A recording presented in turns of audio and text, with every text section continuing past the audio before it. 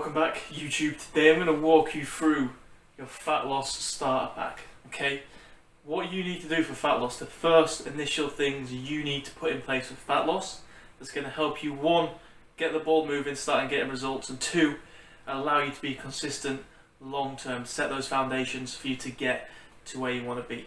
Don't forget, if you do enjoy the video, you find it helpful, please do drop a like. If you haven't already, please do subscribe. A lot of people can find fat loss quite daunting, quite complicated.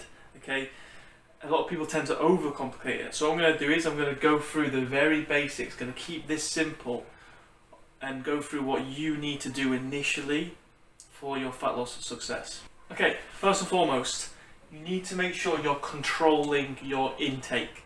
So the amount of calories that you're taking in, you need some way of controlling that. A good way of controlling that would be tracking calories. It doesn't have to be tracking calories, but that would be a good example. Okay, the reason why tracking and controlling, our intake is so important is because for fat loss to occur, we need to be in a calorie deficit. That means you need to be taking in less calories than you're burning. So you have to control the amount of calories you're taking in. Otherwise, you have no way of ensuring that you are in a deficit. Number two, you want to make sure you're having adequate protein intake. Okay. Reasons for this: one, if you go down the fat loss route, you want to retain the muscle mass that you have.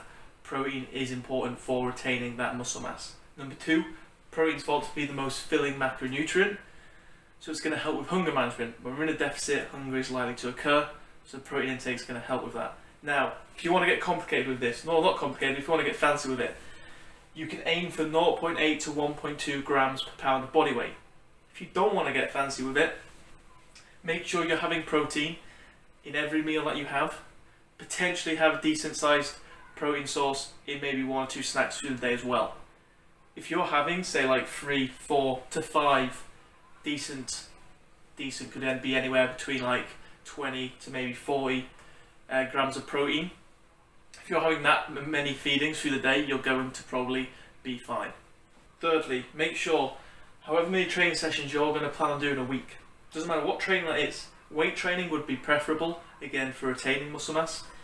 But make sure however many training sessions you're doing, it is realistic. Make sure you can do that week in, week out, because consistency is key. One issue I see people doing is that they go all out and they say, right, I'm going to train five times each week. They struggle to commit to that, they struggle to stick to that, and that ends up backfiring and they go from all to nothing. So just make sure whatever you do or whatever you plan is realistic. If that's 3 times a week, then it's 3 times a week. It's better to be consistent 3 times a week in, week out, than to go from 5 for a few weeks to nothing. Number 4, general/daily activity. Okay, simply put, we want to make sure that we're being generally active day to day. Okay, we don't just want to rely on our expenditure just coming from training sessions, because you'll be surprised at how little calories you actually burn, right? So we want to be pretty active day to day. Now again, numerous ways you can do this. One good example is that you can track your step count. Okay, you track your steps, see how many steps you're doing day to day. Set yourself targets. Maybe set yourself a target to increase that as the weeks go on, whatever it might be. But we need to make sure we're being generally active day to day. Number 5, one that goes very undervalued: sleep. Make sure you're getting good quality sleep. So you're finding it easy to get to sleep, you're sleeping all the way through, you're waking up feeling relatively refreshed. Okay, make sure you're getting good quantity sleep as well. Okay, we want to make sure we're getting enough hours sleep. Anywhere between sort of 6, 8, you'd probably be fine. Everyone's different, but make sure you're getting good quality and good quantity sleep. Okay, sleep plays a huge factor in, 1, the retention of muscle mass, 2, when we lose weight, it coming from body fat rather than muscle mass, 3, it's going to help in terms of general mood, energy, good food choices. Sleep plays a huge factor in a lot of things, so make sure you're getting good quality and quantity sleep. And then lastly, make sure you're getting decent veg and fruit intake. Okay, 1, it's good micronutrients, just general health.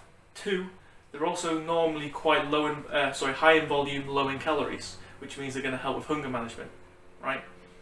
If you make sure you're getting a good veg/fruit feeding in each meal, you're going to be spot on. So there you have it. That's your fat loss starter pack.